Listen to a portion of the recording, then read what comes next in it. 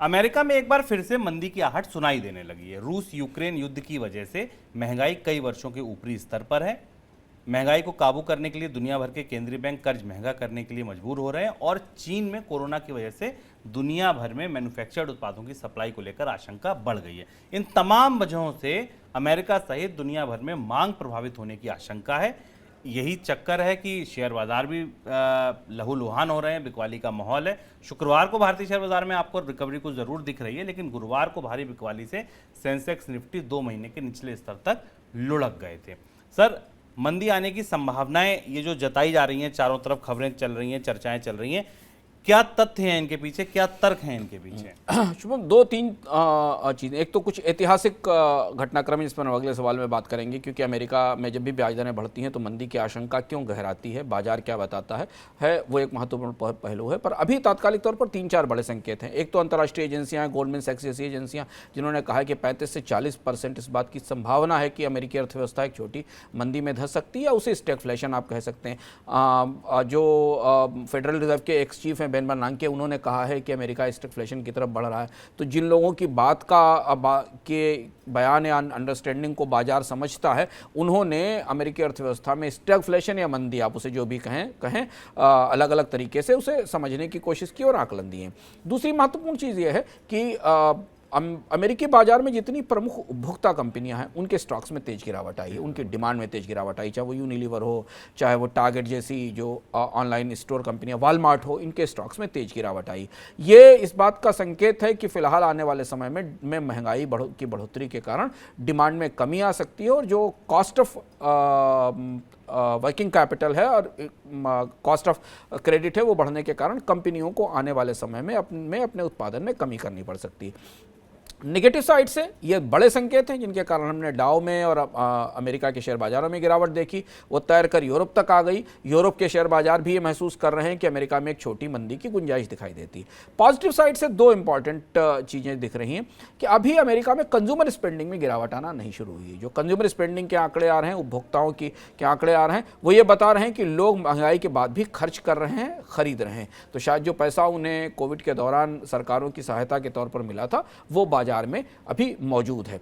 लेकिन इन सारी चर्चाओं के बीच अभी तक फेडरल रिजर्व ने स्पष्ट रूप से ये अपने उस फैसले पर कायम है कि जब तक महंगाई को 2 से 2.5% तक नहीं लाया जाता, जो कि इस समय 8% के आसपास है, तब तक ब्याज दरों में बढ़ोतरी जारी रहेगी। और मंदी का डर ब्याज दरों में बढ़ोतरी के साथ ही शुरू हुआ है। तो सर, ब्याज दरें बढ़ने से मंदी का कितना बड़ा खतरा है, कितना बड़ा संकट है? शुभम, 28 मार्च वाला दिन बाजार को याद है। 28 मार्च को पहली बार अमेरिका के बॉन्ड बाजार में इन्वर्टेड यील्ड कर्व दिखाई दिया था। इन्वर्टेड यील्ड कर्व ये बताता है कि अमेरिका की अर्थव्यवस्था क्या मंदी की तरफ बढ़ रही है। इसका मतलब ये है कि लंबी अवधि का जो कर्ज है वो महंगा होता है और छोटी अवधि के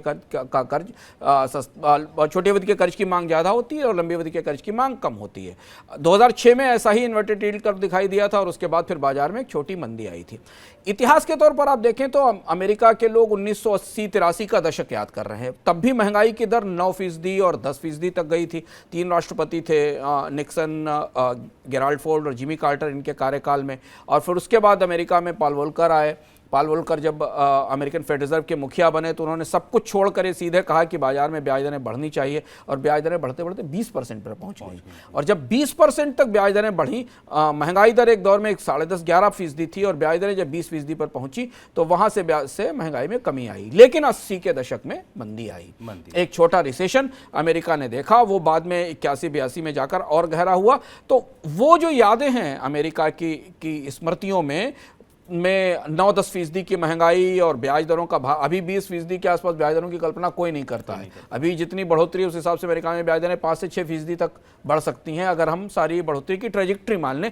लेकिन मंदी का खतरा, मंदी का डर उस अनुभव के आधार पर, प्लस जो कंपनियों की मांग में गिरावट है उसके आधार पर, और तीसरी बड़ी चीज है कि एनर्जी के प्राइसेस में कोई कमी ना आने की तात्कालिक संभावना के आधार पर दिखता है। आज भी देखिए, मंदी की आशंका के बावजूद नाइमेक्स और क्रूड की कीमतें $100 से ऊपर बनी हुई हैं, $100-110 से ऊपर बनी हुई। ये 3-4 फैक्टर हैं जो बाजार को मंदी की संभावना से डरा रहे हैं। सर, हम पर क्या असर पड़ेगा? अमेरिका में मंदी आ गई तो भारत पर? भारतीय अर्थव्यवस्था में दोहरी मुश्किल है। भारतीय अर्थव्यवस्था में मुश्किल यह है कि अमेरिका में मंदी की आशंका से पहले ही भारत के शेयर बाजारों से विदेशी निवेश निकलना शुरू हो गया था।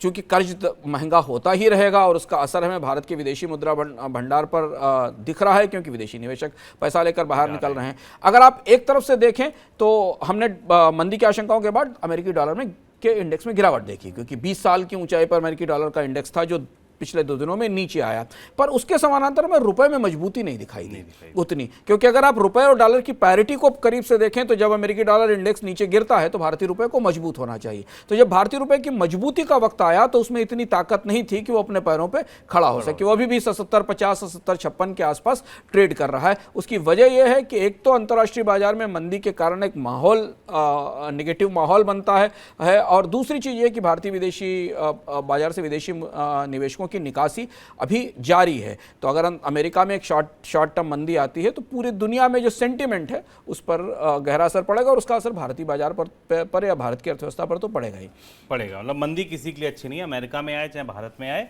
अगर एक जगह आएगी तो दूसरी जगह उसका असर पड़ेगा ही।